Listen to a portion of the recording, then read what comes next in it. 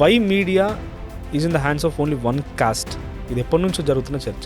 అట్లా ఏం లేదండి. ఇప్పుడు ఒకప్పుడు ఉండింది.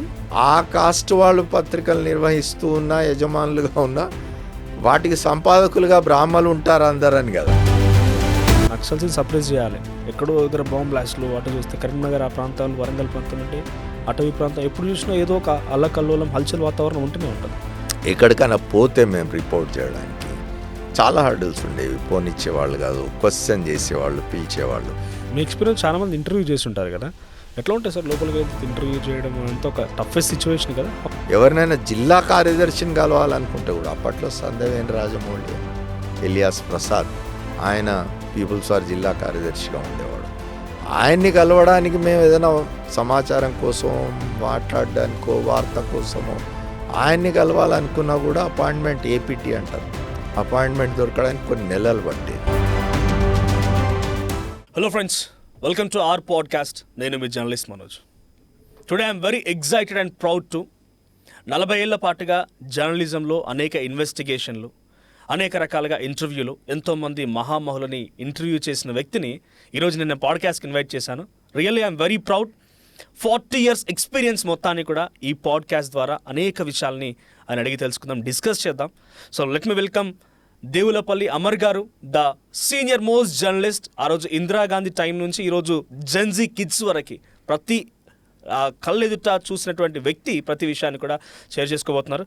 So firstly welcome sir. నమస్తే సార్. మేబీ ఇది కాంట్రవర్సీ కూడా అవ్వచ్చేమో. Why media is in the hands of only one caste. ఇది ఎప్పటి నుంచో జరుగుతున్న చర్చ. రామోజీరావు గారు కానివ్వండి, ఆ తర్వాత వచ్చిన చాలా పత్రికలు, చాలా ఎలక్ట్రానిక్ మీడియా ఓన్లీ ఒక్క కమ్యూనిటీ చేతిలో ఎందుకుంది? అట్లా ఏం లేదండి. ఇప్పుడు ఒకప్పుడు ఉండింది. అదే ఎందుకు అలా ఎలా ఎవల్యూషన్ అయింది? ఒకటే కమ్యూనిటీ చేతిలో ఒక మీడియా ఎలా ఎవల్యూట్ అయింది? అట్లా అంటే ఇప్పుడు మీరు చూసినట్టయితే మీరు అంటున్నారు ఏంటంటే ఒకప్పుడు ఒకటే కాస్ట్ వాళ్ళు పత్రికలు పెట్టినారని. మీకు 1-2 యాజమాన్యాలు, ఇప్పుడు వస్తున్న టీవీ ఛానళ్ళలో కొన్ని యాజమాన్యాలు ఆ కాస్ట్ నుంచి ఉంటే ఉండొచ్చు. కానీ ఆంధ్రప్రభ లాంటి పత్రిక, ఆంధ్రపత్రిక లాంటి పత్రిక ఒకప్పుడు 2 ప్రధానమైన పత్రికలు ఆంధ్రప్రదేశ్లో, అవి ఆ కాస్ట్కి సంబంధించినవి కాదు. తర్వాత కాలంలో ఇప్పుడు ఏమైపోయిందంటే, అది ప్రధానంగా ఏమైందంటే 1972లో ఎన్టీ రామారావు గారు రాజకీయాల్లోకి వచ్చిన తర్వాత ఈ కుల ప్రస్తావన ఎక్కువైపోయి ఆ కులం యొక్క ప్రస్తావన ఎక్కువైంది తప్ప అంతకుముందు ఏం పెద్దగా లేదు. వాళ్ళు ఉన్న యాజమాన్యంలో. ఇప్పుడు ఆ మాటకు వస్తే చాలా ఇదైన విషయం ఏంటంటే, ఆ కాస్ట్ వాళ్ళు పత్రికలు నిర్వహిస్తూ ఉన్న యజమానులుగా ఉన్న వాటికి సంపాదకులుగా బ్రాహ్మలు ఉంటారు అందరని కదా ఓ ప్రచారం జరిగేది.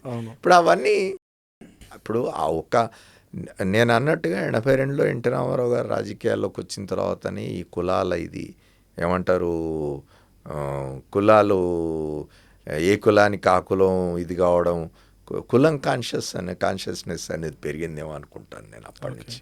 అంతకుముందు అంతగా లేదు. ఓకే, ఇప్పుడు ఇంకా వాళ్ళ చేతుల్లో ఉందని నమ్ముతున్నారా మీరు? వాళ్ళ చేతుల్లో ఉందనంటే ఇప్పుడు వాళ్ళు నడుపుతున్న పత్రికలు, వాళ్ళ మీడియా సంస్థలు వాళ్ళ చేతుల్లో ఉండొచ్చు. వాళ్ళ రాజకీయాలను ఇది చేసుకోవడానికి వాళ్ళు చూస్తూ ఉన్నారు. తప్పనిసరిగా వాళ్ళు ఆ రాజకీయాలే ఉండాలి, ఆ కులమే అధికారంలో ఉండాలని. ఇప్పుడు మీరు చూసినట్టయితే సొసైటీ చాలా దురదృష్టకరమైన పరిణామం ఏంటంటే, కాస్ట్ వైడ్ వర్టికల్గా డివైడ్ అయి ఉన్నది వాళ్ళ. Particularly politics. అసలు పాలిటిక్స్లా జరగకూడదు, కానీ దురదృష్టవశాత్తు పాలిటిక్స్ కాస్ట్ లైన్స్లో వర్టికల్గా డివైడ్ అయి ఉన్నాయి. వాళ్ళ రెడ్డి ఉండాలా, కమ్మ ఉండాలా ఓ రాష్ట్రంలో, రెడ్డి ఉండాలా, వెలమ ఉండాలా ఇంకో రాష్ట్రంలో. ఇది ఒక దురదృష్టకరమైన పరిణామం. ఓకే, ఎందుకు? చంద్రశేఖరరావు గారు ఉద్యమ సమయంలో దళితుని ముఖ్యమంత్రి చేస్తా అన్నాడు, ఆయన ముఖ్యమంత్రి అయ్యాడు. ఇవాళ ఎందుకు అంటే ఆ కులం ఒకప్పుడు వెంగళరావు గారు ఉన్నారు అంతే తప్ప ఆ కులం అధికారంలో లేదని. అవతల కూడా 82 వరకు, 83లో ఎన్టీ రామారావు తొలిసారి ముఖ్యమంత్రి అయ్యే వరకు కూడా కమ్మ కులం వాళ్ళు ఎవరు ముఖ్యమంత్రులు కాలేదు. ఇవాళకి ఇంకా పవన్ కళ్యాణ్ లాంటి వాళ్ళు చేస్తున్న ఈ దీనిలో రాజకీయాల్లో ఆయనకు సంబంధించిన కులం కూడా కాపు మాకు ఇప్పటివరకు ముఖ్యమంత్రి పదవి రాలేదే అనే ఇది వాళ్ళకు కూడా ఉన్నది కదా. ఇది ఎప్పుడైతే రాజకీయాలు కుల ప్రాతిపదికన ఒక vertical గా. డివైడ్ అయిన వర్టికల్గా అప్పటి నుంచి దురదృష్టకరమైన పరిస్థితి ఏర్పడున్నది. సో మీ ఫస్ట్ ఆర్టికల్ ఏంటి సార్ పబ్లిష్ అయింది, ఏ న్యూస్ కవరేజ్ చేశారు మీకు గుర్తుందా? దాని తర్వాత రెస్పాన్స్ ఎట్లా ఉంటే, మీరు ఓవరాల్ ఫ్యామిలీ జర్నలిజం బ్యాక్డ్రాప్ నుంచి వచ్చింది కాబట్టి మీ పేరుతో బైలైన్తో వచ్చిన ఫస్ట్ ఆర్టికల్ అంటే నేను స్టార్టింగ్ 76లో ప్రొఫెషన్లోకి వచ్చినప్పుడు నేను ఎడిటోరియల్ డెస్క్లో పనిచేసినాను ఫస్ట్. ఓకే అంటే ఫస్ట్ ఒక 5-6 years 7 years I was in the desk. నిజానికి డెస్క్లో పనిచేయడం అనేది చాలా అవసరం, ఎందుకంటే మనకు రాయడం అనేది నేర్చుకుంటాం అక్కడ. ఆయన యుఎన్ఐ పేరు విని ఉంటారు మీరు, యునైటెడ్ న్యూస్ ఆఫ్ ఇండియా అని ఒక చాలా జాతీయ స్థాయిలో ఒక పెద్ద వార్తా సంస్థ ఉండేది. ఆ సంస్థను హెడ్ చేసిన మీర్ చందాని అని ఆయన చెప్పేవాడు. ఆయన ఏం చెప్పేవాడు అంటే, ఒక మంచి రిపోర్టర్ కాదలుచుకున్న వ్యక్తి ఎప్పుడు కూడా ముందు 10 సంవత్సరాలన్నా ఎడిటోరియల్ డెస్క్లో పనిచేయాలి. అంటే వార్తలు రీరైట్ చేయడము, ట్రాన్స్లేట్ చేయడము, భాష నేర్చుకుంటాము, రాయడం ఎట్లా నేర్చుకుంటాం, సింటాక్స్ నేర్చుకుంటాము, తర్వాత లీడ్ పాయింట్ ఏ ఉండాలి నేర్చుకుంటాం, ఇట్లాంటివన్నీ చెప్తారు. కాబట్టి నేర్చుకోవాలంటారు. నాకు అది అనుకోకుండా అడ్వాంటేజెస్గా నేను 76 నుంచి 84 వరకు 8 years నేను డెస్క్లో పనిచేసినాను. 85లో నేను రిపోర్టింగ్లోకి వచ్చిన. అప్పటిగా నాకు ఇంట్రెస్ట్ ఉండి రిపోర్టింగ్లోకి మారినాను. మారినాక my first report, it is an investigative report, it really shaked. ఇక్కడ హైదరాబాద్లో బిహెచ్ఎల్ దగ్గర ఒక పోలీస్ స్టేషన్ అది. ఆ police station Lingampalli police station అంటారు దాన్ని. ఆ పోలీస్ స్టేషన్లో నేను అప్పుడు పనిచేస్తున్న పత్రిక ఎడిటర్కు ఒక చిన్న post card, anonymous post card వచ్చింది. ఏమిటంటే ఆ పోలీస్ స్టేషన్లో ఒక స్త్రీని 40 రోజులుగా లాకప్లో ఉంచినారు, ఇల్లీగల్ అరెస్ట్ చేసి ఆమెను కోర్టుకు కూడా ప్రొడ్యూస్ చేయడం లేదు. కేసు ఏమిటో మాకు తెలియదు, మీరు ఇన్వెస్టిగేట్ చేయండి అని. Then editor called me and ఇది రిపోర్ట్ చేయాలి, ఇన్వెస్టిగేట్ చేయండి ఎట్లా అంటే. మేము అప్పుడు ప్లాన్ చేసి నేను ఒక బస్ కండక్టర్గా ఆ పోలీస్ స్టేషన్కి వెళ్ళినాను. నేను నా బ్యాగ్లో ఒక ఏమంటారు మన టిఫిన్ బాక్స్లో టేప్ రికార్డర్ పెట్టి దాన్ని ఆన్ చేసి పెట్టి తీసుకొని పోయినా. అప్పుడు ఒక police inspector, his name is Ashok Vardhan Reddy, ఆయన సిఐ ఉండ్రి. సో నేను వెళ్ళి చెప్పినాను, ఇట్లా ఫలానా ఆ అమ్మాయి పేరు లీలాని మీరు మీ కస్టడీలో ఉందట. ఆ అమ్మాయి హస్బెండ్ మర్డర్ కేసులో తీసుకొచ్చి పెట్టినారు ఆ అమ్మాయిని పోలీస్ స్టేషన్లో. మీరు ఇట్లా ఆమె ఇంటికి పోతే సంగారెడ్డి వాళ్ళది, వాళ్ళ ఇంటికి పోతే సంగారెడ్డిలో ఇట్లా చెప్పినారు, వాళ్ళు తాళం వేసి ఉంది, ఆ అమ్మాయి హస్బెండ్ మర్డర్ అయినాడు, ఆ అమ్మాయి మీ పోలీస్ స్టేషన్లో ఉందని చెప్పినారు, ఆ అమ్మాయి మాకు డబ్బులు ఇవ్వాలి, దానికోసం వచ్చినాం అని చెప్పి మా ఇంకొక ఉమెన్ రిపోర్టర్ని నా వైఫ్గా తీసుకొని పోయినాం. తీసుకొని పోయి మేము అక్కడ పోయి లోపల చెప్పినాం ఇది. చెప్తే అతను చాలాసేపు ఆర్గ్యూ చేసినాడు మాతో, ఇక్కడ ఎవరు లేరు, మీరు పొరపాటున వచ్చినారా ఇది అని చెప్పి. కొంచెం సేపు మేమేం చేసినామంటే బయట ఇంకొకళ్ళు 2 రిపోర్టర్స్ నిలబెట్టి, ఒక ఫోటోగ్రాఫర్ నిలబెట్టి వెళ్ళినాం లోపలికి.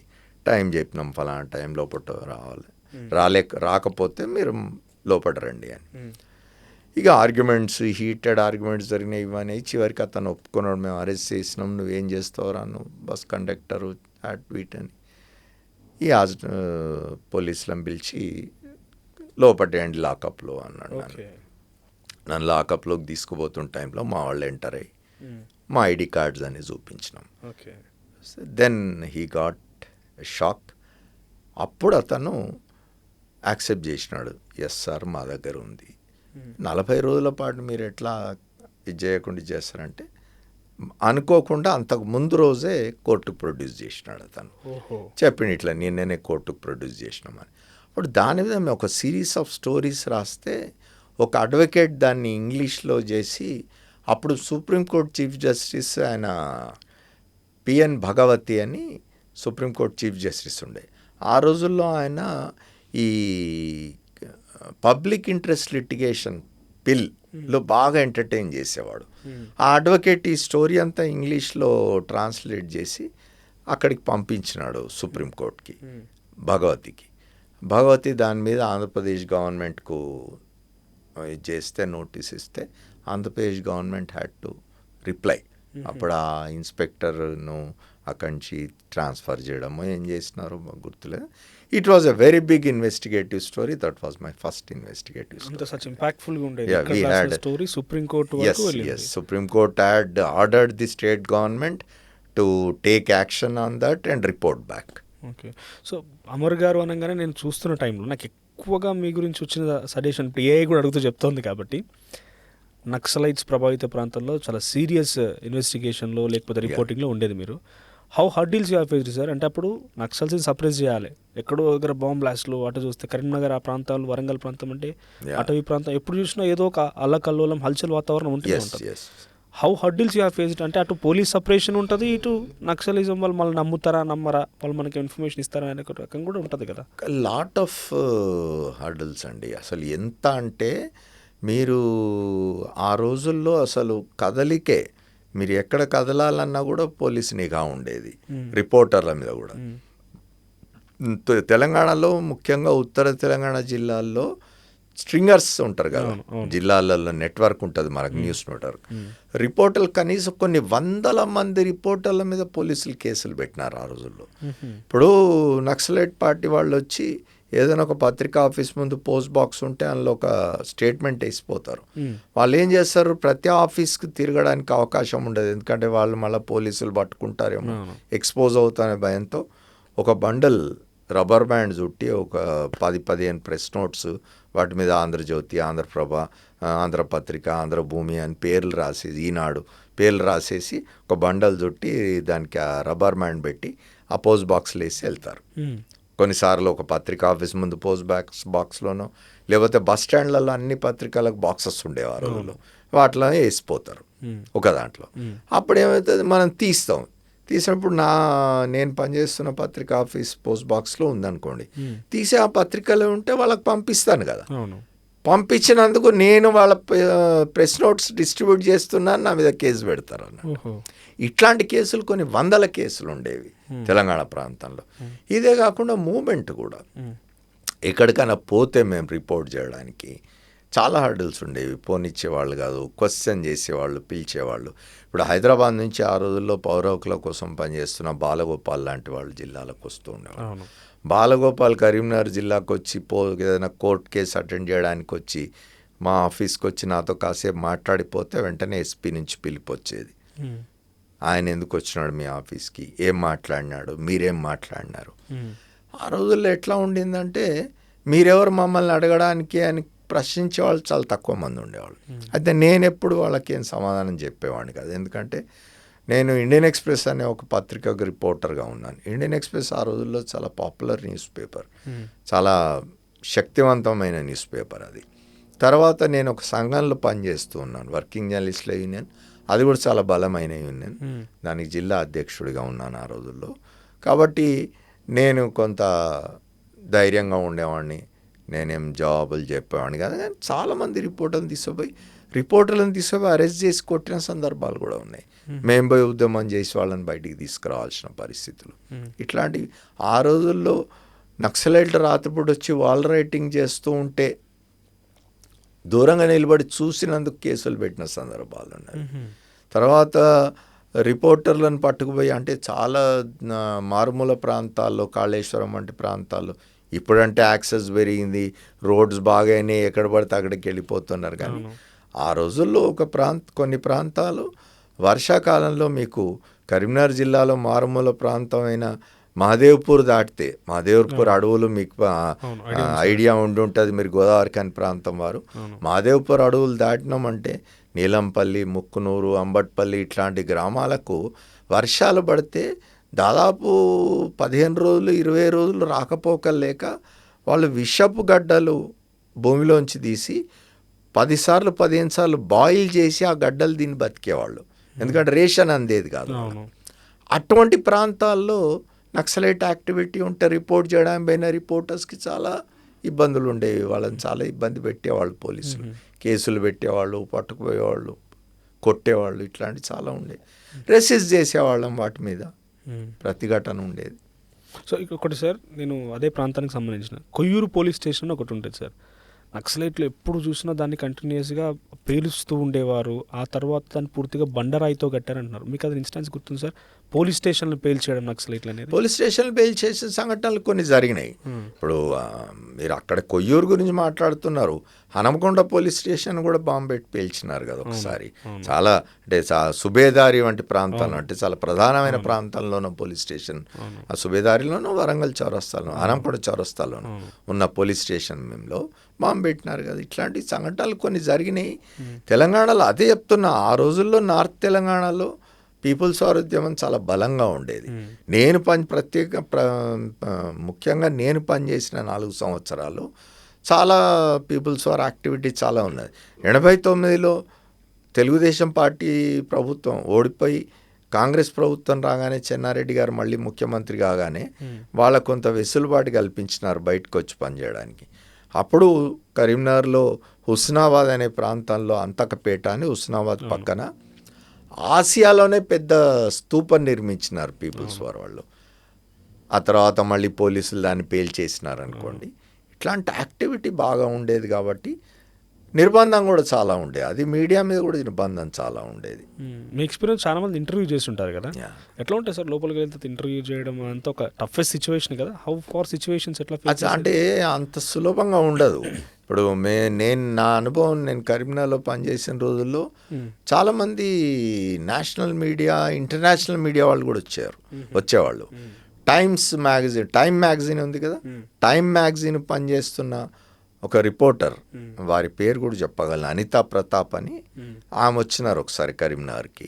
ఒక ఫోటోగ్రాఫర్ని కూడా, ఆయన ఫారినర్, ఆయన ఇద్దరు వచ్చినారు. ఇద్దరు హైదరాబాద్ నుంచి కారులో వచ్చినారు కరీంనగర్కి. వచ్చి ఒక గంటలో మాకు ఇంటర్వ్యూ కావాలా, కొండపల్లి సీతారామయ్యది అని. కొండపల్లి సీతారామయ్య అప్పుడు పీపుల్స్ వార్ హెడ్గా ఉన్నారు ఆయన. అంటే వాళ్ళ అవగాహన ఎట్లా ఉండేదంటే, వాళ్ళంతా ఏదో తిరుగుతూ ఉంటారు, కలుస్తూ ఉంటారు అన్న అవగాహన ఉండేది. అట్లా ఉండదు. మేము ఎవరినైనా జిల్లా కార్యదర్శిని కలవాలనుకుంటే కూడా, అప్పట్లో సందవేని రాజమౌళి అని, ఎలియాస్ ప్రసాద్, ఆయన పీపుల్స్ వార్ జిల్లా కార్యదర్శిగా ఉండేవాడు. ఆయన్ని కలవడానికి మేము ఏదైనా సమాచారం కోసం, మాట్లాడడానికో, వార్త కోసమో ఆయన్ని కలవాలనుకున్నా కూడా అపాయింట్మెంట్, ఏపీటీ అంటారు, అపాయింట్మెంట్ దొరకడానికి కొన్ని నెలలు పట్టేది.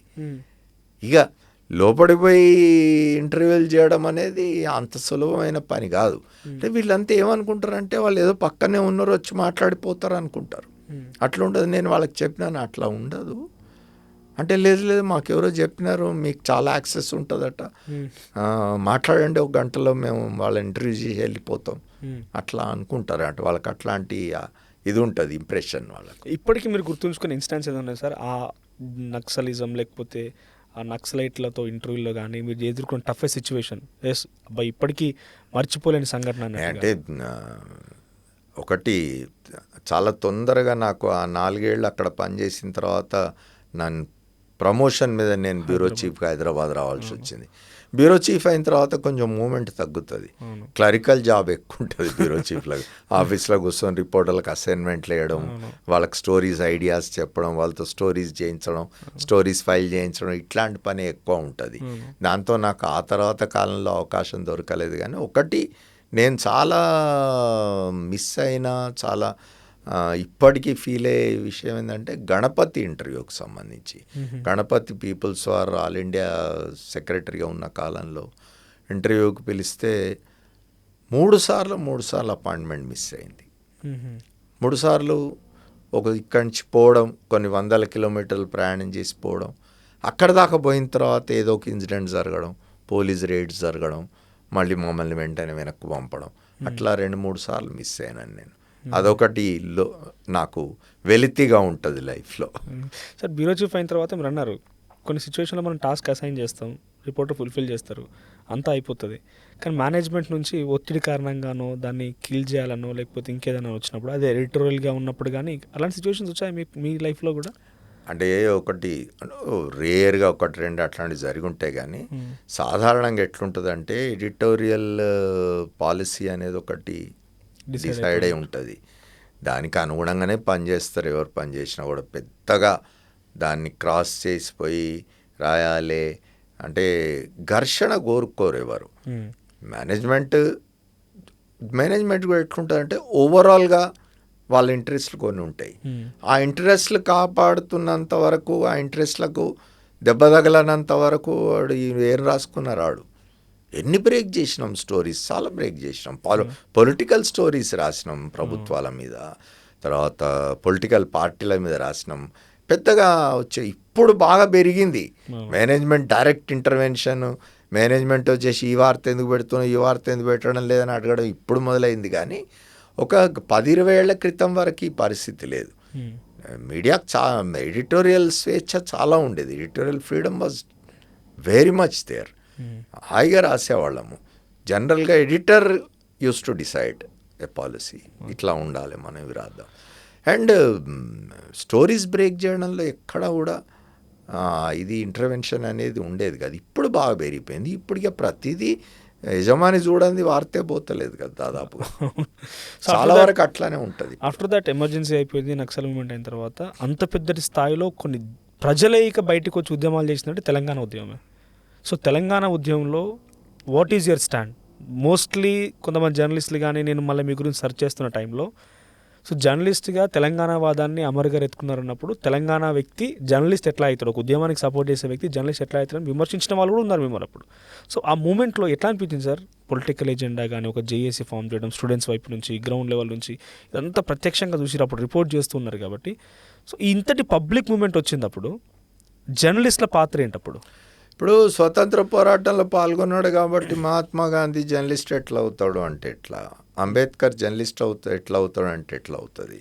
ఇప్పుడు జర్నలిస్ట్ అయినంత మాత్రాన ఇది ఉండదా? ఇప్పుడు నేను తెలంగాణ వాడిని, తెలంగాణ రాష్ట్రం కావాలని కోరుకున్నవాడిని, నేను జర్నలిస్ట్ని ఎట్లా కాకుండా పోతాను? ఇప్పుడు చాలా తొలి రోజుల్లో మీకు గుర్తుంటే 93-94 ఆ ప్రాంతాల్లోనే మళ్ళీ ఒకసారి తెలంగాణ కోసం అని చెప్పి ఉద్యమం 2001లో కేసీఆర్ పార్టీ పెట్టినా 93-94 నుంచే ఈ సెగ మొదలైంది. భువనగిరిలో మొదటి సభ జరిగినప్పుడు అక్కడ గద్దర్ కూడా అటెండ్ చేసినాడు. ఆ సభకు అప్పట్లో నేను పనిచేస్తున్న పత్రిక బ్యూరో చీఫ్గా ఉన్నాను. నేను పనిచేస్తున్న పత్రికకు సంబంధించి నేను ఆ వార్త, భువనగిరి వార్త పేజ్ 1లో పెట్టించినాను నేను. తెల్లారి ఎడిటర్లు వాళ్ళు they were not very much for Telangana, వాళ్ళు అగేన్స్ట్ తెలంగాణ ఉండేవాళ్ళు. వాళ్ళు పిలిచి మీరు ఎందుకు ఇది పేజ్ 1లో పెట్టినారు, మీరు తెలంగాణ వాది కాబట్టి పెట్టినారు. నేను చెప్పిన అట్లా కాదండి, ముందు ముందు అన్నీ తెలంగాణ రోజులే వస్తాయి, మీకు తప్పదు, ముందు పత్రిక అమ్ముకోవాలంటే తెలంగాణ వార్తలు రాయాల్సి వస్తుంది, తెలంగాణలో అమ్ముకోవాలంటే పత్రికల్లో అని చెప్పినారు. Which came true.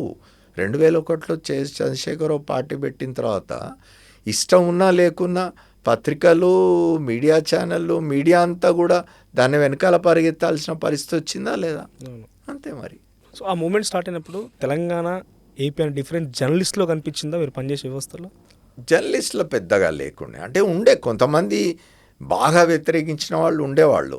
తెలంగాణ రాష్ట్రం ఏర్పాటును లేదా విడిపోవడాన్ని వ్యతిరేకించిన వాళ్ళు ఉండేవాళ్ళు. కానీ మూమెంట్ యొక్క ఉధృతి తర్వాత జర్నలిస్టులు కూడా అందులో పార్టిసిపేట్ చేయడము, ఆ తర్వాత కాలంలో ఇప్పుడు తెలంగాణ జర్నలిస్ట్ ఫోరం అని ఒకటి ఏర్పడి అందులో పనిచేస్తున్న వాళ్ళైనా మేమెవరో అందులో లేకున్నా కూడా నేను తెలంగాణ సభలకు పోయేవాడిని, తెలంగాణ సభల్లో మాట్లాడేవాడిని, వేదికల మీద నేను తెలంగాణకు సంబంధించి వాళ్ళు చేస్తున్న నిరసనలో పార్టిసిపేట్ చేసేవాడిని, జర్నలిస్ట్గా ఉండి చేసినాను ఇవన్నీ. Whether media supported sir? మూమెంట్ని సపోర్ట్ చేసిందా మీడియా? అప్పుడున్న media was forced to support the movement. ఎక్కడైనా మీరు గుర్తుపెట్టుకోండి, ఒక తెలంగాణ ఉద్యమమే కాదు, ఏ ఉద్యమం వచ్చినా కూడా ఆ ఉద్యమం గురించి మనం రాస్తే, మనం చూపిస్తే మన పత్రికా సర్క్యులేషన్ పెరుగుతుంది, మన టీఆర్పీస్ పెరుగుతాయి అనుకుంటే దాన్ని చూపిస్తారు. తెలంగాణ గురించి కూడా అదే జరిగింది. ఒక దశలో తెలంగాణ ఉద్యమం గురించి రాయకపోతే పత్రికలు అమ్ముడు పోని పరిస్థితి, పత్రికల్ని తగలబెట్టే పరిస్థితి ఉంది. So how did Amar sir emerge as a IJU president? అంటే ఒక జనరల్గా జర్నలిస్ట్గా మనం బిజీ షెడ్యూల్లో 24/7 వర్క్ చేయాల్సిందే. ఎక్కడే మూమెంట్ దట్టు మీరు ఎడిటోరియల్లో ఉన్నారు, బ్యూరో చీఫ్గా ఉన్నారు, రిపోర్టర్గా ఉన్నారంటే 24/7 మనం వాచ్ డాగ్లో ఉండాల్సిందే. సో ఈ మధ్యలో నాయకత్వం ఎలా పెరిగింది జర్నలిస్ట్ గురించి క్వశ్చన్ అంటే ఒకటి మొదటి నుంచి కూడా I was very clear about it అండి. నేను 76లో ఈ ప్రొఫెషన్లోకి వచ్చిన వెంటనే నేను పోయి జర్నలిస్ట్ యూనియన్లో సభ్యుడిగా చేరినాను. నేను ఆ రోజు నుంచే నేను ట్రేడ్ యూనియన్తో ఉన్నాను. నేను ఏనాడు యూనియన్కు నష్టం జరిగే విధంగా పనిచేయలేదు. అట్లా ఎదిగి వచ్చినాను. And I was recognized by the union and they recognized me and they took me to that position. నేను జాతీయ స్థాయిలో ప్రధాన కార్యదర్శిగా, అధ్యక్షుడిగా దాదాపు 8-9 సంవత్సరాలు పనిచేసినాను నేను. Because of my commitment to the union. నేను పనిచేసిన పత్రికలన్నిట్లలో ఉద్యోగాలు పోగొట్టుకున్నది కానీ వదిలిపెట్టింది కానీ యూనియన్ కారణంగానే. యూనియన్ సమస్య, యూనియన్ కోసం అని చెప్పి నేను అక్కడ పనిచేసిన కారణంగానే ఉద్యోగాలు పోగొట్టుకున్నాను నేను. What is the biggest achievement sir యూనియన్లో ఒక లీడర్గా, ద బాస్గా ఉన్న టైంలో? What is the biggest achievement? అట్లా పెద్ద ఎర్త్ షేకింగ్ అచీవ్మెంట్స్ అంటూ ఏం లేవు కానీ definitely we fought against several things. ఇప్పుడు ఇవాళ మీరు ఎంజాయ్ చేస్తున్న అక్రిడిటేషన్ ఫెసిలిటీస్ కానివ్వండి, ఇతర ఫెసిలిటీస్ కానీ, ఇవాళ వస్తున్న హౌసింగ్ ఇవి కానీ, ఇవన్నీ కూడా జర్నలిస్ట్ యూనియన్ యొక్క ఎఫర్ట్ వల్ల వచ్చినవే. అవును. అంటే ఈ గవర్నమెంట్ అవి ఇచ్చేవి కూడా it's our right Nar a gift. Lands కానీ ఇప్పుడు ఫెసిలిటీస్. నిజానికి అట్లా మాట్లాడితే గవర్నమెంట్స్కి ఏం ఆబ్లిగేషన్ చెప్పండి, ఎందుకు చేయాలి ఇవన్నీ కూడా? See you are working for a management. Why should government help you with all this? Accreditation ఒకటి ఏమిటి అంటే government has to give the accreditation because it is recognizing you that you are a reporter, you are going there to collect information. దానికి access కోసం ఇచ్చేది accreditation. కాబట్టి government ఇవ్వాలి. మిగతా ఎందుకు ఇవ్వాలి? బస్ పాస్ సౌకర్యం గవర్నమెంట్ ఎందుకు కల్పించాలి మీకు? హౌసింగ్ ఎందుకు చేయాలి గవర్నమెంట్ మీకు? Because you are working for your management, not for the government. అయితే ఈ ప్రొఫెషన్ ఒక different profession. You are doing a social service to the people by reporting. సమాచారాన్ని జనానికి తెలియజేసే ఒక మంచి పనిలో ఉన్నారు కాబట్టి government as a social obligation is doing all this. Pension ఇచ్చిన, హౌసింగ్ ఇచ్చేసిన, బస్ పాస్ సౌకర్యం అయినా, రైల్ సౌకర్యం అయినా, ఇంకోటైనా ఇవన్నీ అందుకే ఇస్తారు కదా. As an upcoming journalist next ఫ్యూచర్లో వచ్చే వాళ్ళకి కానీ, ఉన్న వాళ్ళకి కానీ, ఉదయం నుంచి సాయంత్రం దాకా వార్తలు రాయాలి, తర్వాత వార్తలు రిపోర్ట్ చేయాలి, పబ్లిష్ అయినా చూసుకోవాలి. ఇంతవరకైనా అదర్ దాన్ దిస్ లైఫ్ ఉంటుందా వీళ్ళకి విత్ ఆల్ యువర్ ఎక్స్పీరియన్స్? అంటే most of the senior journalist, veteran జర్నలిస్టులు అందరూ కూడా దేర్ ఎండ్స్ ద లైఫ్, ఇది చేసి అది చేసి అని చెప్పుకోవడం తప్ప దేర్ పర్సనల్ లైఫ్ ఉంటుందా? అంటే other than this what should be done, ఏం చేయాలి ఇంకా? అంటే ఇవన్నీ మిగతా జాబ్స్ లాగా ఉండవు కదా, ఇవి మిగతా ప్రొఫెషన్స్ లాగా ఉండదు. ఇది journalism profession is different. You don't have time bound. ఇది అంటే ఇక్కడి నుంచి ఇంతవరకు 10 నుంచి 5 వరకు జాబ్ చేస్తా, ఈ తర్వాత పోయి ఇంట్లో పిల్లలతో ఉంటాను, నేను భార్య పిల్లలతో అన్నట్టు ఉండదు. It's a different profession. మీ ప్రొఫెషన్లోకి వచ్చినప్పుడే ఆలోచించుకోవాలి. పర్సనల్ లైఫ్ అనేది చాలా వరకు దాన్ని ఫోర్గో కావాల్సి వస్తుంది పర్సనల్ లైఫ్ని. If you are serious professional and if you are seriously dedicated to the profession and working for it, definitely మీ ఫ్యామిలీకి కూడా దీని గురించి తెలియాల. ఈయన ఈ పనిలో ఉన్నాడు కాబట్టి ఎక్కువ మనకు టైం స్పేర్ చేయలేడు అనేది ప్రిపేర్డ్నెస్ వాళ్ళకు కూడా ఉండాలి. Sir, coming back to Sakshi, last final will conclude this again.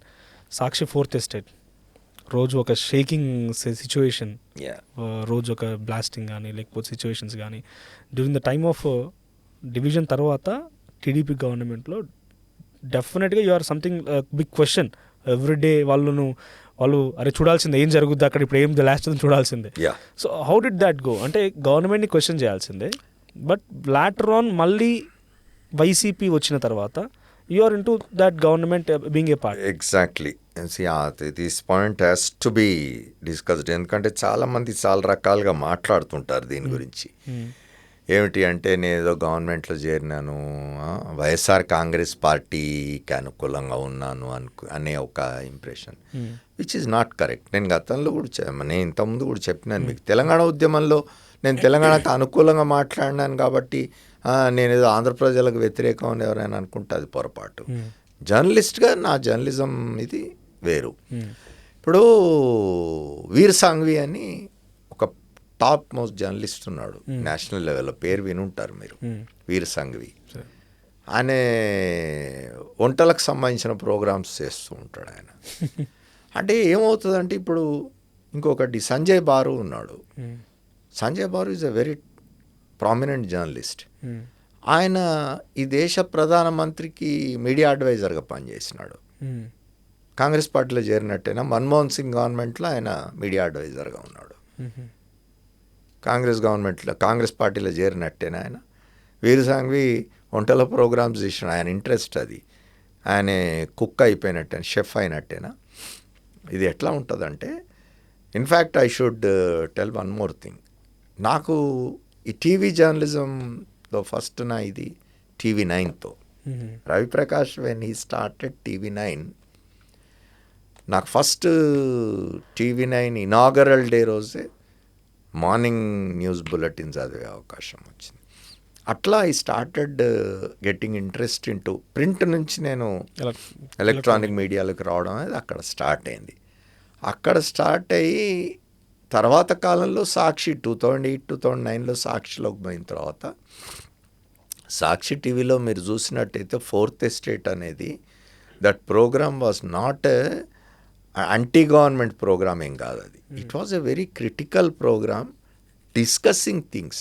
అంటే ఫోర్త్ ఎస్టేట్ వల్ల నేను ప్రూవ్ చేసింది ఏమిటి అని అంటే, ఎవరైతే ఈ ప్రోగ్రామ్ మోడరేట్ చేస్తారో వాళ్ళు దే నీడ్ నాట్ టాక్. ఇవాళ మీరు కనుక చూసినట్టే టీవీ ఛానళ్ళల్లో అసలు పార్టిసిపెంట్స్ కంటే ఎక్కువ మోడరేట్ చేసేవాళ్ళే అరవడం, కొట్లాడడం ఇవన్నీ జరుగుతూ ఉంటాయి.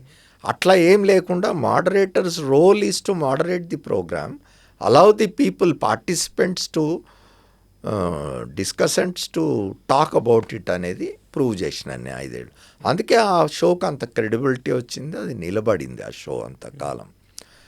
సో ఆ తర్వాత ఏమైంది, గవర్నమెంట్లోకి జగన్మోహన్ రెడ్డి గారు ముఖ్యమంత్రి అయ్యే ముందు, ఇంకా రిజల్ట్స్ కూడా రాలేదు, ఇంకో 4 రోజులకు వస్తాయి.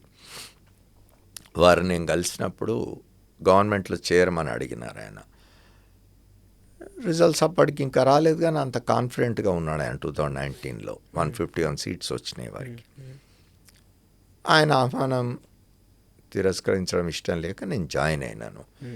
ఆ గవర్నమెంట్లో నేను చేరింది నేషనల్ మీడియా అడ్వైజర్గా, national media and interstate affairs అడ్వైజర్గా. అదే పని చేసినాను నేను. పొలిటికల్ యాక్టివిటీ ఏం చేయలే. వైఎస్ఆర్ కాంగ్రెస్ పార్టీ గవర్నమెంట్ తరఫున వకాల్తా పుచ్చుకొని లేదా ఆ ప్రభుత్వాన్ని చేయడానికి ఏం పనిచేయలే. మీడియా రిలేటెడ్ ఇష్యూస్, ఇప్పుడు ఆ గవర్నమెంట్ సంబంధించిన ప్రోగ్రామ్స్ ఏవైతే ఉన్నాయో, గవర్నమెంట్ సంబంధించి డెవలప్మెంటల్ ప్రోగ్రామ్స్ కానీ, వెల్ఫేర్ ప్రోగ్రామ్స్ కానీ, వాటికి సంబంధించి మీడియా వాళ్ళతో నాకున్న పరిచయాలతో మీడియాకు సమాచారాన్ని ఇవ్వడం కానివ్వండి, వాళ్ళు ఏమని అడిగినప్పుడు వాళ్ళని ఫెసిలిటేట్ చేయడానికి ఇట్లాంటివి చేసినాను తప్ప పొలిటికల్ యాక్టివిటీ నేనేం చేయలే. అంటే దాట్ బిఫోర్ ఎక్కడ మీకు ఇట్లాంటి ఆపర్చునిటీ రాలేదు సార్, గవర్నమెంట్కి హెల్ప్ఫుల్గా ఉండే? అంతకుముందు నేను ప్రెస్ అకాడమీ చైర్మన్గా ఉన్నాను 5 ఏళ్ళు. కానీ ప్రెస్ అకాడమీ ఏమిటి, అది ఇప్పుడు ప్రెస్ అకాడమీలో నేను ఉమ్మడి ఆంధ్రప్రదేశ్లో ప్రెస్ అకాడమీ చైర్మన్గా ఉన్నది కాంగ్రెస్ గవర్నమెంట్లో, ఇక్కడ వైఎస్ఆర్సీపీ గవర్నమెంట్లో అడ్వైజర్. 2 కూడా క్యాబినెట్ మినిస్టర్ ర్యాంక్ అవి. ఆ 2 చోట్లలో కూడా నేను కేవలం ప్రొఫెషనల్ జాబే చేసినాను. నేను ప్రెస్ అకాడమీ చైర్మన్గా నేను చేసిందంతా కూడా training the journalist in official areas, particularly conducting seminars, workshops, ఇట్లాంటిది ప్రొఫెషనల్ యాక్టివిటీ. అడ్వైజర్గా my role was to promote the programmes of the government చేసిన యాక్టివిటీస్, గవర్నమెంట్ చేసిన డెవలప్మెంటల్ ప్రోగ్రామ్స్ లేదా వెల్ఫేర్ ప్రోగ్రామ్స్, వాటిని ప్రమోట్ చేయడం కానీ, వాటికి సంబంధించిన సమాచారం మీడియాకి ఫ్లో కావడానికి కానీ ఇట్లాంటి పనులు చేసినాను. బట్ సాక్షి పుట్టుక కూడా, సాక్షికి సంబంధించిన పేపర్ వచ్చినప్పటి నుంచి తర్వాత టీవీ ఛానల్ అన్నీ కూడా దట్ దెన్ వైఎస్ఆర్ గవర్నమెంట్ని ప్రొటెక్ట్ చేయడానికని, ఆ తర్వాత జగన్మోహన్ రెడ్డి యాక్టివిటీస్ని, అప్పుడు ఉన్నటువంటి సపరేషన్ని ఎవరు చూపించకపోతే ఆయనకు ఒక మీడియా పవర్ కావాలని పుట్టుకొచ్చింది అనే రకంగా స్టిల్ దెర్ ఎగ్జిస్ట్, అదే రకమైన టాక్ ఉంది. బహుశా అది నిజమేనేమో. So were you also in that job? No, ఇప్పుడు నేనేమంటున్నా అంటే, అసలు సాక్షి అనే ఒక మీడియా గ్రూప్ ఎందుకు వచ్చింది, రావాల్సిన అవసరం ఏమొచ్చింది? See, when 2004 Congress government Congress party came into power, Rajasekhar Reddy ముఖ్యమంత్రి కాగానే ఆయన ఆ రెండు పత్రికల్ని విమర్శిస్తూ ఉండేవాడు. ఎప్పుడు ఆ రెండు పత్రికలు అంటూ ఉండేవాడు. ఆంధ్రజ్యోతి, ఈనాడు, ఆ రెండింటిని. ఎందుకంటే అవి పనిగట్టుకొని కాంగ్రెస్ ప్రభుత్వానికి వ్యతిరేకంగా ఎప్పుడు కాంగ్రెస్ గవర్నమెంట్ పడగొట్టాలా, ఎప్పుడు మళ్ళీ తెలుగుదేశం పార్టీని చంద్రబాబు నాయుడు ముఖ్యమంత్రిని చేయాలా, అధికారంలోకి దేవాలే అనే దుగ్ధతోటే ఆ రెండు పత్రికలు అసత్యాలు ప్రచారం చేయడం మొదలుపెట్టిన తర్వాత ఆయన ఒక నిర్ణయం తీసుకున్నాడు. ఏంటంటే కాంగ్రెస్ పార్టీకి ఒక పత్రిక ఉండాలా, లేకపోతే కాంగ్రెస్ పార్టీ ప్రభుత్వం చాలా ఇబ్బందుల్లో ఉంటుందని చెప్పి ఆ కారణంగా సాక్షి అనే మీడియా గ్రూప్ వచ్చింది. సాక్షి పేపరు, సాక్షి ఛానల్ వాళ్ళు పెట్టుకున్నారు. వాళ్ళు దాన్ని కాంగ్రెస్ అనుకూలంగానే ప్రభుత్వ కార్యక్రమాల్ని ప్రచారం చేయడం కోసం అని పెట్టుకున్నారు. కాంగ్రెస్ అనుకూలం అనడం కంటే అప్పుడున్న ప్రభుత్వ కార్యక్రమాల ప్రచారం కోసం అని పెట్టుకున్నారు. దురదృష్టవశాత్తు ఆయన చనిపోయినాడు. చనిపోగానే మీరు చూసినట్టయితే ఇవాళకి కూడా సాక్షి పత్రిక మీద, సాక్షి ఛానల్ మీద ఆయన బొమ్మ ఉంటుంది. అంటే ఏమిటి అర్థం? వాళ్ళు క్లియర్గా చెప్పుకుంటున్నారు, మేము రాజశేఖర్ రెడ్డి గారు ఏం నమ్మినారో అది ప్రచారం చేసుకోవడానికి మా పత్రిక, మా ఛానల్. మిగతా పత్రికలు ఆంధ్రజ్యోతి కానీ, ఈనాడు కానీ, ఇంకోటి కానీ చంద్రబాబు నాయుడు గారు బొమ్మ వేసి నడపగలవా? వాళ్ళు ఏం చెప్తున్నారు? మేము చాలా స్వతంత్రం అని చెప్తున్నారు. కానీ రాసేదంతా కూడా చంద్రబాబు నాయుడు గారికి అనుకూలంగా, తెలుగుదేశం పార్టీకి అనుకూలంగా, వైఎస్ఆర్ కాంగ్రెస్ పార్టీ మీద, జగన్మోహన్ రెడ్డి మీద విపరీతమైన ద్వేషాన్ని. ఇక్కడ తెలంగాణకు వచ్చేసరికి ప్రతిపక్షంలో ఉన్న భారత రాష్ట్ర సమితి మీద విపరీతమైన ద్వేషాన్ని ఎలాగక్కుతూ ఉన్నారు కదా. స్వతంత్రులు ఎట్లా అవుతారు? వాళ్ళు కూడా చంద్రబాబు బొమ్మ వేసుకుంటే ఎవ్వరేమన్నారు. ఇప్పుడు సాక్షి ఏం రాసుకున్నా కూడా వాళ్ళు ఓపెన్గా చెప్తూ ఉన్నారు, మేము రాజశేఖర్ రెడ్డి ఫాలోవర్స్మి, ఆయన ఏం కార్యక్రమాలు నమ్మినాడో, ఆయన ఏ సిద్ధాంతాన్ని నమ్మినాడో, ఆయన ఏ బాటలు నడిచినాడో మేము నడుస్తున్నాం అని చెప్పుకుంటున్నారు. మా క్వశ్చన్, ఇష్టమైతే చదవండి, లేకపోతే లేదు. You are also in that duty only. YS Rajasekhara Reddy ఆలోచనకు అనుగుణంగా వై విల్ ఐ బీ నేను అదే చెప్తున్నాను కదా. నా రోల్ యాజ్ ఎ జర్నలిస్ట్, నేను సాక్షి టీవీలో ఒక ప్రోగ్రామ్ చేసినాను. ఈరోజు కూడా మీరు అవన్నీ కూడా యూట్యూబ్లో ఉంటాయి. 4th estate programmes, go back and see. అది వైఎస్ఆర్ కాంగ్రెస్ పార్టీకి అనుకూలంగా ఏమైనా మాట్లాడినట్టున్నదా? ఆయన ప్రభుత్వానికి అనుకూలంగా ఏమైనా మాట్లాడినట్టున్నదా? Channel works for that rule. Only 4th estate different work చేస్తున్న ఎట్లా అనుకో. There may be some programmes you can see. అదే చెప్తున్నాను నేను. Seeing is believing, no. You have to see that. చూసి చెప్పాలి. But what Jaganmohan Reddy 4th estate అనే ప్రోగ్రామ్కు క్రెడిబిలిటీ అంతగా రావడానికి కారణమే అది ఇండిపెండెంట్గా ఉండడం వల్ల. That programme was very independent and management never asked me why you are doing this. We never have faced such situation there. Jaganmohan Reddy garu ఏం చూసి అట్రాక్ట్ అయ్యారు మీకు? అంటే what made you to join, నాతో చేతులు కలపండి, నాతో పాటుగా నాకు సలహాదారుడిగా ఉండండి అని చెప్పి ఎట్లా అట్రాక్ట్ అయ్యారు? నేనే, అది పెద్ద వేరే ఇదేం లేదు. అప్పటికే నేను చాలా కాలం జర్నలిజం ప్రొఫెషన్లో ఉన్నాను. దాదాపు 40 సంవత్సరాల పైన ప్రొఫెషన్లో ఉన్నాను అప్పటికే. తర్వాత నేను ఆల్ ఇండియాలో జర్నలిస్ట్ యూనియన్ మూమెంట్లో ఉన్నాను. నేను ప్రెసిడెంట్గా పనిచేసిన, జనరల్ సెక్రటరీగా పనిచేసినాను, ప్రెస్ కౌన్సిల్ ఆఫ్ ఇండియా సభ్యుడిగా ఉన్నాను. All these got me some popularity and he thought I will be useful as an adviser. Advise చేస్తాను నేను, I can be helpful in media relations అని అనుకున్నారు కాబట్టి ఇన్వైట్ చేసినారు. I join. What is wrong in that? So current government మీరు చేసుకోరింది sir 10 years 12 years of Telangana ruling. So whether Telangana ఏ గోల్తోనైతే పనిచేసింది అప్పుడు పబ్లిక్ అంతా, అది అచీవ్ అయిందా?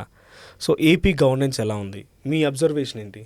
ఇప్పుడు ఒకటి, ఏపీ గవర్నమెంట్ అంటే ఏపీ అయినా తెలంగాణ అయినా, ఇప్పుడు తెలంగాణ 12 years అయింది వచ్చి, డెఫినెట్గా స్వయం పాలన అన్న దగ్గరికి వచ్చినాము.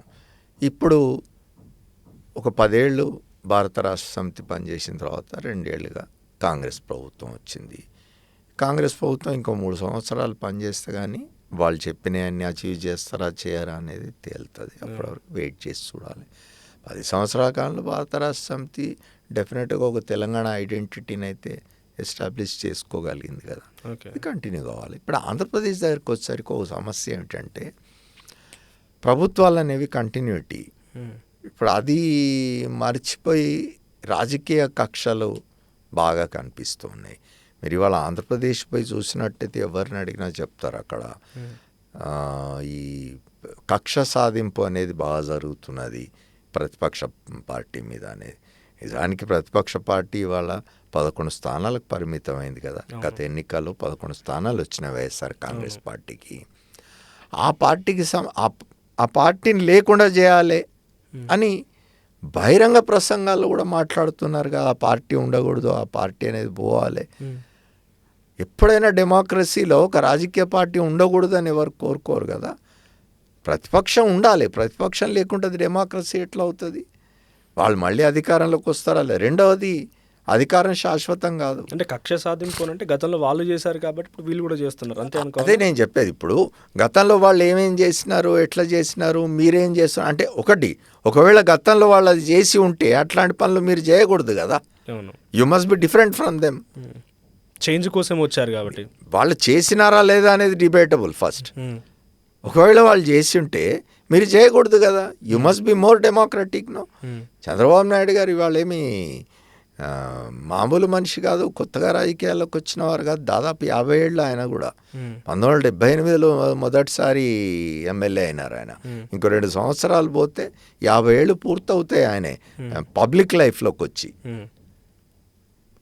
దాదాపుగా ఒక 4 సార్లు ముఖ్యమంత్రిగా ఉన్నారు ఆయన. మొదటిసారి 9 సంవత్సరాలు, తర్వాత 5 సంవత్సరాలు, 14, ఇప్పుడు 16 సంవత్సరాలు ముఖ్యమంత్రిగా చేసినారు. జాతీయ రాజకీయాల్లో యాక్టివ్గా పనిచేసిన వాడు. ఆయనకు తెలియదా డెమోక్రసీలో ప్రతిపక్షం రోల్ ఏమిటి అనేది? ప్రతిపక్షమే ఉండకూడదు అని మాట్లాడితే ఎట్లా? సరే, ఇప్పుడు జర్నలిస్ట్గా what you have achieved is biggest thing. Awards వచ్చినాయి, అనేక రకాలుగా విమర్శలు వచ్చి ఉంటాయి, నచ్చింది. డెఫినెట్గా ఒక చట్టాన్ని రూపొందించాలంటే మళ్ళీ రాజకీయాలకు రావాల్సిందే, రాజకీయాలు ఉండాల్సిందే. ఏదైనా కంప్లీట్ మార్పు రావాలంటే మీరు ఎప్పుడు అంటే అలా రకంగా ఆలోచించలేదా రాజకీయాల్లోకి రావాలని? పొలిటికల్ ఇంట్రెస్ట్ ఎప్పుడు లేదు నాకు. ఫర్దర్ కూడా వచ్చే అవకాశం ఐ నెవర్ థాట్. ఇంకేం వస్తామండి. I have seen enough of my professional career. Okay, so what do you suggest sir, final thing? And I'm very ఏమంటారు satisfied with what I have achieved and what I have done. నా వరకు నేను బాగానే పనిచేసిన అనే సంతృప్తి అయితే నాకున్నది. As like Jaganmohan Reddy, final question. Revanth రెడ్డియో కాంగ్రెస్ పార్టీ నుంచో లేకుంటే బీఆర్ఎస్ నుంచో, ఎందుకంటే యూ బిలాంగ్ టు తెలంగాణ కాబట్టి నేషనల్ లెవెల్లో బీజేపీ వచ్చి మీ సర్వీసెస్ కావాలి, యూ మస్ట్ జాయిన్ అస్ అని అంటే what is your answer? No thanks. One single answer, no thanks. Right, final question sir. Upcoming జర్నలిస్ట్లకు కానీ లేదంటే మాలాంటి వాళ్ళకి కానీ ఏం సజెస్ట్ చేయాలనుకుంటున్నారు? లేదా అడుగుదాం అని మర్చిపోయాను ఒకటి. నేను ఈ మధ్య కాలంలో అన్నారు చాలా సీనియర్ జర్నలిస్టులు, సీనియర్ అంటే బిఫోర్ మాకంటే ముందున్న వాళ్ళు ఎవరైనా కూడా టీవీ డిబేట్స్ మీద కూర్చుని మోడరేటర్గా అన్నట్టు. నేను రీసెంట్గా చూసాను కొన్ని ఛానల్స్లో, చంద్రబాబు నాయుడికి తుఫాన్ అనేది చేతికి దొరకలేదు కానీ దొరికితే విసిరి పడేసేవాడు, తర్వాత ఆయనంతటి గొప్ప మహనీయుడు లేడని ఆయనను పొగడడం కానీ, బీఆర్ఎస్ పార్టీకి సంబంధించి కేసీఆర్ని పొగడడం, ఇంత బహిరంగంగానే ఇంత డైరెక్ట్ లైవ్లీగా పొగుడుతున్నారంటే what should we learn? Or next upcoming ఎవరైనా రావాలని? నాకు తెలిసి ఇప్పుడు ఎవరు రావట్లేదు జర్నలిజం. నా బ్యాచ్ అప్పటి నుంచి కూడా చాలా వరకు తగ్గిపోయింది, ఇంకా సంఖ్య రోజు రోజుకి తగ్గిపోతూనే ఉంది. వాట్ షుడ్ దే లెర్న్ అంటే అట్లాంటి సీట్లో కూర్చొని అంత పెద్ద ప్లాట్ఫామ్ మీద మాట్లాడుతున్న వాళ్ళ ఇంత బహిరంగంగానే ఈ టెర్మినాలజీ వాడాలంటే జోకుతున్నారంటే ఎలా చూడాలి దాన్ని? సో ఇప్పుడు ఒకటి మీరు చూడండి, మీడియా అంతా కూడా ఓపెన్గా పొలిటికల్ ప్లాట్ఫామ్ అయిపోయింది. మీడియా ఓపెన్గా అంటే పొలిటికల్ లీడర్స్ని మీరు అన్నట్టుగా వాళ్ళని ప్రేజ్ చేయడము, వాళ్ళు స్తుతించడం, వాళ్ళకు అనుకూలంగా మాట్లాడడము, ఇట్లాంటివన్నీ చాలా ఎబ్బెట్టుగా ఏవగింపుగలిగే విధంగా ఉన్నాయి. ఇవాళ మీరు ఈవినింగ్ పర్టికులర్లీ ఈ యొక్క రీజనల్ మన వర్నాక్యులర్ మీడియా ఒకటే కాదు, నేషనల్ మీడియాలో కూడా అదే పరిస్థితి దాదాపుగా. ఎంతసేపు ఏమంటారు సబ్జెక్ట్ అనేది లేకుండా ఒక బయాస్డ్, ఇది ఒక పొలిటికల్ బయాస్తో మాట్లాడడం తప్ప ఆబ్జెక్టివ్గా ఒక సబ్జెక్ట్ తీసుకొని ఒక అంశం మీద మాట్లాడుతున్నప్పుడు నలుగురిని పిలిచినప్పుడు ఆ నలుగురి అభిప్రాయాలు విని ఆ నలుగురు అభిప్రాయాలు ప్రేక్షకులు వినే విధంగా వాతావరణం అయితే లేదు. ఎంతసేపు మా పాయింట్ని ఇది చేసుకోవాలి, ప్రూవ్ చేసుకోవాలి, మా పాయింటే కరెక్ట్ అనేది అక్కడ ఎస్టాబ్లిష్ చేయాలనే ప్రయత్నంలో అరుపులు కేకలు ఎట్లా నేను చూస్తున్నాం. మీకేమనిపిస్తుంది sir? It's not professional, it is not a professional thing. I advise the youngsters, జర్నలిజంలోకి రావడం తప్పు కాదు, జర్నలిజంలోకి రావద్దని అనుకోవడం కూడా కరెక్ట్ కాదు. జర్నలిజంలోకి రావాలి. Journalism is a very Nobel profession అండి, మంచి ప్రొఫెషన్ అది. దానిలోకి రావాలి, వచ్చి వీలైనంత వరకు ప్రొఫెషనల్గా ఉండే ప్రయత్నం చేయండి. దాటి జర్నలిజం ఎథిక్స్ని కాపాడే ప్రయత్నం చేయండి. ఇప్పటికీ still there is an opportunity, ఒక అవకాశం ఉన్నది ఇంకా జర్నలిజం సర్వైవ్ కావడానికి, జర్నలిజం థ్రైవ్ కావడానికి. పరిస్థితులు ఎప్పుడు ఇట్లా ఉండవు. సర్కిల్, ఓ సర్కిల్ ఇట్లా తిరిగిన తర్వాత మళ్ళీ మొదటికి రావాల్సిందే. ఖచ్చితంగా మళ్ళీ మీడియాకు మంచి రోజులు వస్తాయని ఆశపడుతున్నాం, నమ్ముతూ ఉన్నా. Thank you sir. Thank you very much for your prolonged interview. And it's like A just class. నా ఒక్కడికే కాదు, నాకు తెలిసి బహుశా చూసే వాళ్ళందరూ కూడా ఒక మంచి ఎక్స్పీరియన్స్ అండ్ ఒక మంచి క్లాస్ ఇన్స్పైరింగ్ స్టోరీ లా కూడా ఉంటుంది.